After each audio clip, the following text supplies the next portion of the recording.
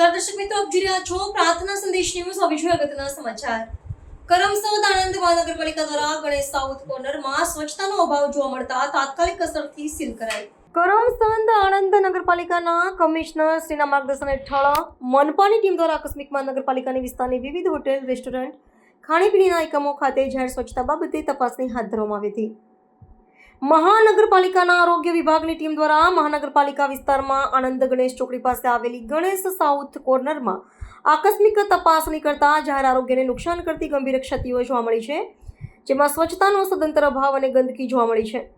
ઉપરાંત બટાટા ખરાબ હાલતમાં મળી આવ્યા અને ખાવાની ચીજો ગંદકીમાં જોવા મળી છે. ગણેશ સાઉથ કોર્નર ખાતે મહાનગરપાલિકાની ટીમ દ્વારા હાઇજીન અને સ્વચ્છતા બાબતે જરૂરી તપાસ કરતા બિલકુલ હાઇજીન ન હોય અને લોકોના આરોગ્યને જોખમીરૂપ હોય તાત્કાલિક અસરથી ફૂડ કાયદાની જોગવાઈને આધીન જીપીએમસીની કલમ 376A અંતર્ગત સીલ કરવામાં આવી છે. કરમસદ આણંદ મહાનગરપાલિકા વિસ્તારમાં આવેલી હોટેલ, રેસ્ટોરન્ટ અને ખાણીપીણીના એકમોમાં હાઇજીન અને સ્વચ્છતા રાખવા અનુરોધ કરવામાં આવ્યો છે.